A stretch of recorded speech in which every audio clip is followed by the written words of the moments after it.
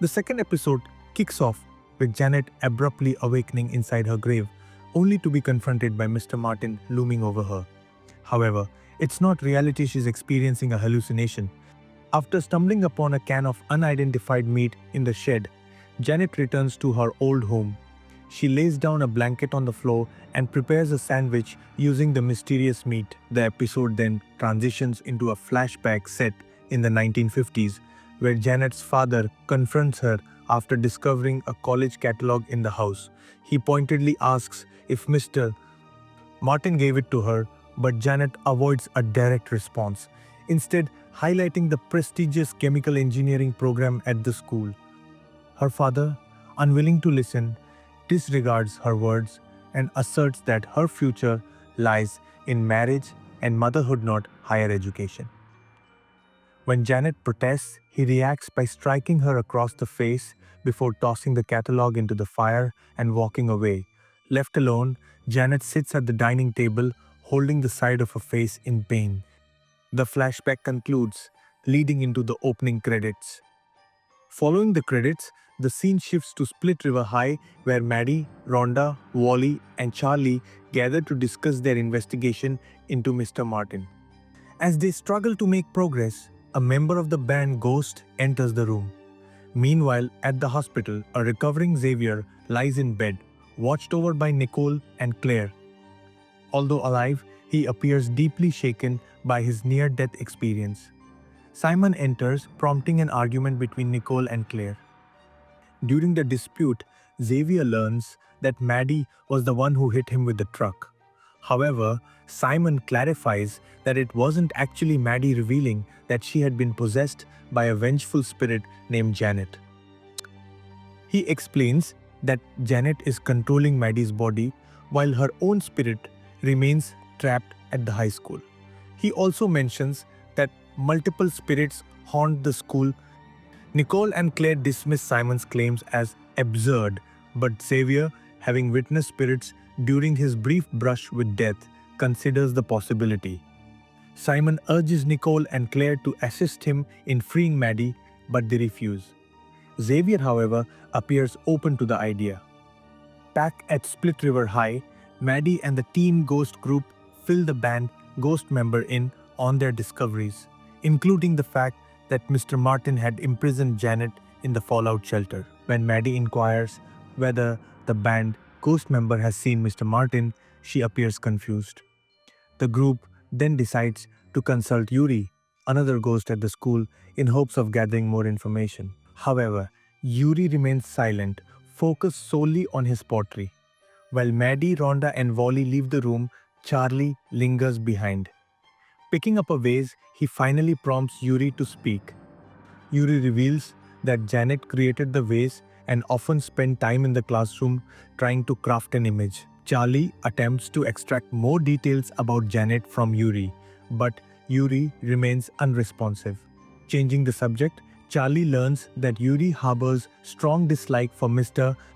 Martin and rejects his beliefs about crossing over, preferring to embrace his immortality. Charlie then notices a wooden box crafted by Janet and discovers a notebook identical to the ones he and Wally found in the fallout shelter, which Mr. Martin had used to document spirits. Grabbing Janet's notebook, Charlie sets off to reunite with Maddie and the others. Meanwhile, Xavier firmly tells Claire that if Maddie is still alive, their relationship cannot continue. Although upset, Claire ultimately accepts his decision. Later, Nicole, despite remaining skeptical, chooses to help Simon find Maddie. At the greenhouse, Maddie, Wally, and Charlie examine Janet's notebook, which contains various chemical equations. Struggling to decipher its meaning, they search for connections. Just then, Simon bursts in, eager to speak with Maddie. During their conversation, he questions how she managed to see Janet during the possession, considering she was still technically alive. Maddie theorizes that her emotional state at the time, being at a low point, may have heightened her sensitivity to supernatural activity, making her more susceptible to seeing spirits such as Mr. Martin and Janet. At Janet's former house, she hides in a closet as an unknown man prowls around. Once he leaves, she cautiously emerges. Meanwhile, Xavier, still grappling with his ghostly encounters, posts a question on an online paranormal forum, asking if anyone has ever communicated with the dead. Desperate for answers, he hopes to understand his experiences better. Elsewhere, Simon and Nicole visit the corner store where Janet was last seen, hoping to uncover clues about her whereabouts. At Split River High's library, Maddie and the Ghost team continue analyzing Janet's journal. The band Ghost member, now introduced as Quinn, examines the text and realizes that part of it is written in shorthand. She translates the entries and reveals that while some of the writing belongs to Janet, the rest appears to be from Mr. Martin. Shockingly, the text suggests that Janet and Mr. Martin were once working together and had planned to leave the school together. A second flashback transports viewers back to the 1950s, where Mr. Martin is seen driving Janet to her grandmother's house. As they arrive, they discuss her post-high school plans. However, their conversation is abruptly cut short when Janet's father appears at the car window, demanding that she come inside. Suspecting Mr. Martin of encouraging Janet's college aspirations, her father threatens to report him to the authorities. Taking the hint, Mr. Martin departs.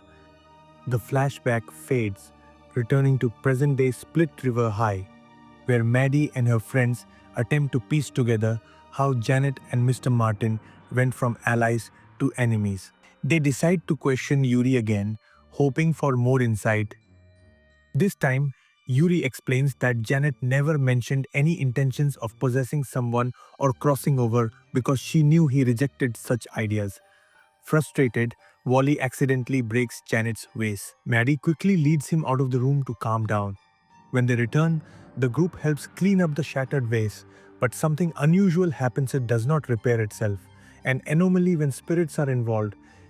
Thanks to Wally's recollection of an old yearbook from Janet's class, Maddie deduces that Janet might be at her family's farm in Bingham County. This theory aligns with the fact that Janet was last seen getting off a bus there, confirming what viewers already know. Upon locating the address, Simon and Xavier head to the farm. Meanwhile, Nicole, now researching whether spirits can possess human bodies, slowly begins to entertain the possibility that Janet has taken over Maddie's body. While browsing the same online forum Xavier had posted on, she unknowingly stumbles upon his comment and response, asking why he posed the question. Xavier replies, revealing that he has spoken to a spirit before. Before Nicole can continue the conversation, her mother calls her to answer the front door. She quickly shuts her laptop and goes to greet Claire, who reveals that she had a major fight with her parents and needs a place to stay. Nicole agrees and invites her inside.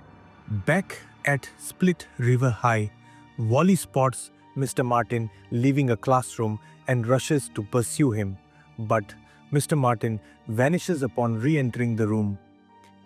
Meanwhile, Maddie and the ghosts gather in a common area to further study Janet's notebook. They uncover a startling revelation.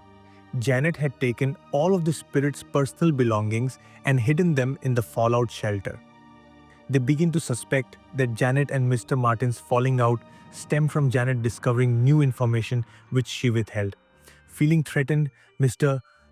Martin retaliated by trapping her in the fallout shelter. Wally then bursts into the room, recounting his recent sighting of Mr. Martin. He describes a glowing red light emanating from the room Mr. Martin exited and notes that he seemed afraid.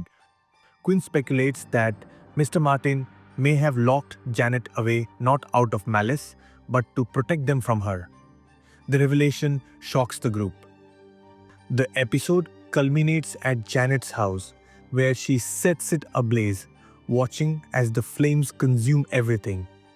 Just as the fire spreads, Simon and Xavier arrive only to be met with the sight of firefighters pulling up to the scene. As they step out of their vehicle, they take in the unfolding chaos before them.